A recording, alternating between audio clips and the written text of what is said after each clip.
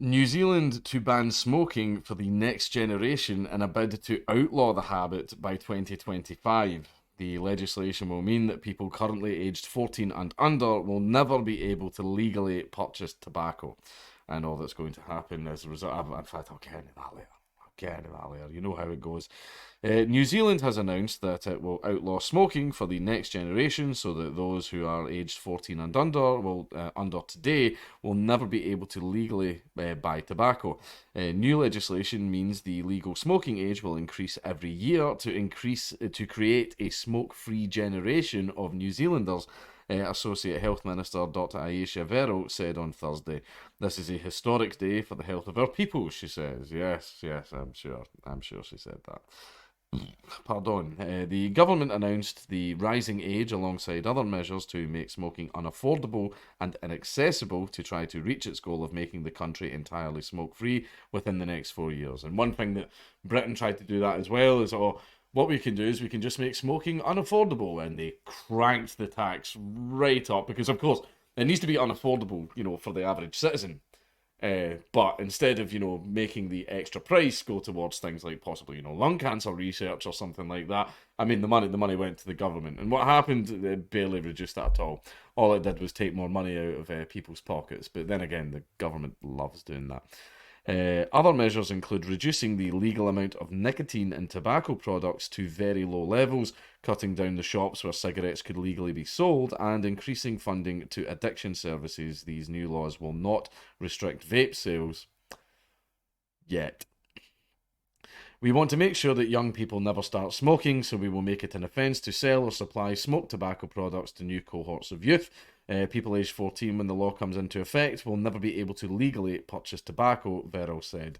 Oh yeah, just like they will never be able to legally purchase drugs.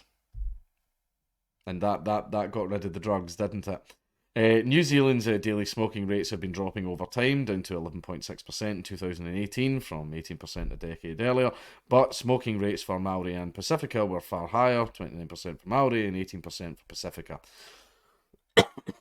If nothing changes, it will be decades until Maori smoking rates fall below 5%, Verrell said. She said eradicating smoking in the next 4 years was within reach. I believe it is. In fact, we're on track for the New Zealand European population to become smoke free. The issue is, if we don't change what we're doing, we won't make it for Maori, and that's what the plan is really focused on. Well, if the Maori want to smoke, the Maori want to smoke. Just let them. The policies were welcomed by public health experts on Thursday. New Zealand once again leads the world in authoritarianism, as it often does. This time with a cutting edge smoke free 2025 implementation plan. It's not cutting edge. You just passed a law, right? You just passed a law banning people from doing something. That's not cutting edge. Governments have been doing that for fucking centuries. Cutting edge. This new cutting edge law that bans shit. Yeah, cutting edge. How futuristic. Cue the cyberpunk fucking like organ fucking synthesizer music playing. Fuck off, cutting edge. It's truly a game changer, said Dr. Natalie Walker, director for the Centre of Addiction Research at University of Auckland. The reduction of nicotine in cigarettes is a world first. Was a world. No, it's not. No, it's not a world first. No, it is not. Said Chris Bullen, a public health professor. From a health perspective, all my wishes have come true, he said. Smoking has already been widely replaced by vaping among teenage New Zealanders and is also attracting many young people who would never have taken up smoking. According to surveying of 19,000 high school students this year, nearly 20% were vaping daily or several times a day, the majority with high nicotine doses. That's compared to 3% of those aged 15 to 17 who smoked daily in 2018, or 13% who smoked a decade earlier. The plan has come under criticism from some parties. The ACT party has argued that reducing the nicotine in products will hit lower income people the hardest, who will have to buy more cigarettes and smoke more to access the same dose. That's why the lower nicotine doesn't really work, because basically you're smoking to satisfy your craving of nicotine. And basically, like, if you remove, really reduce the nicotine in the cigarette, then it makes you smoke more. You've had to smoke like 3 cigarettes now to get the hit of nicotine that you were requiring. So basically, it causes yourself more damage because you're smoking more because you have to get the nicotine that you need. That's why lowering the nicotine is a bad idea. It's a really, really bad idea. It's the same as, the more you water down the heroin and cut it with a bunch of shit, then people are shooting up more because to get to where they want to be. They will have to buy more cigarettes and smoke more to access the same dose. Vero says the very low levels required by laws have been researched and proven to help people quit. Well, the problem is it doesn't. See, if you're on a... I've just explained it. I don't need to do it again. Concerns have also been raised about a growing black market for tobacco. Yep, that's exactly what I was going to say. Like I said, when drugs get, made illegal, it did not stop them in any way whatsoever. And I guarantee you, I 100% promise you, the exact same thing will happen with tobacco. The government acknowledged this risk on initial proposals. Evidence indicates that the amount of tobacco products being smuggled into New Zealand has increased substantially in recent years, and organised criminal groups are involved in large-scale smuggling, it said. Initial plans for a smoke-free generation of New Zealanders have now been finalised after public consultation. Oh, is that the same? Is that the same public consultations that the Scottish Government does, where they only invite people that they know are going to agree with what they want? Yeah, okay.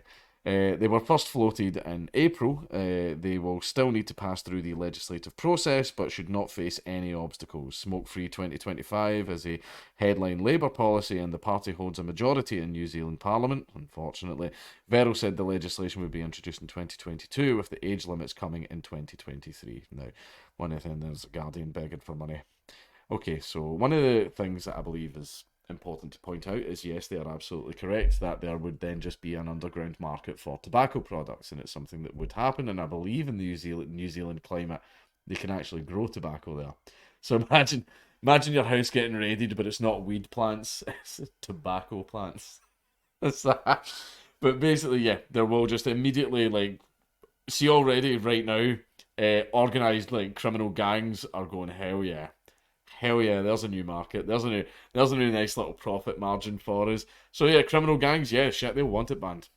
Because then they'll be the supplier. And they'll make an awful lot of money from it. Because they'll be able to pump the price way, way, way up. Another problem with it as well is if people want to smoke, then they can smoke if they want. It's their body, and they can put into their body whatever the hell they want, because it's them that personally has to bear the brunt of it and bear the costs. For example, I'm a heavy smoker. I have removed everything else from my life. I've only smoked the devil's cabbage 3 times since Sadie's been born. I didn't even mean to do it. I just sort of stopped by accident. I drink once in a blue moon. Once in a blue moon I drink. And the only thing I've got to get rid of is the cigarettes. I still smoke, and I do smoke a lot. And one thing I will say to absolutely everyone is never smoke, never start, never do it. If there's any youngsters watching this or anything like that, oh, you sparked up a fag in front of your kids, your friends at school, oh yeah, you look so cool. See when you leave school, you will never talk to any of them again. But you're probably going to be addicted to smoking for the next 20, 30, probably the rest of your life. What, because you wanted to look cool for 5 minutes in front of people that you're probably never going to talk to or see again?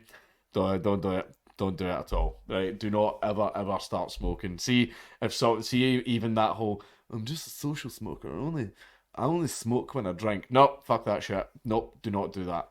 Do not. I know a lot of people that started smoking because they were social smokers. I only smoke when I'm out drinking. With the guys. Don't buy them. Don't touch them. Don't do anything like that at all. Even if you don't smoke, don't smoke, but I want to try vaping. But you fucking idiot, shut up. No. Don't do that either, right? So one thing I will say, even though I have an absolute cheek to talk, is never ever start smoking, right? If people want to go out and buy cigarettes and all that other type of stuff, then yep, that's their right to do that. The companies can sell it, the people can buy it. Whatever you put into your body is your business. But the advice that I will definitely give to absolutely everybody is, do not smoke. Do not be like me, where you get to the point where I'll quit next year. I'll quit next year, because I fucking do that all the time. I'll quit next year, I'll be fine. Oh yeah, next month. Yeah, totally. I'll totally do it. Yeah. Don't be like me. Do not smoke. Don't touch it.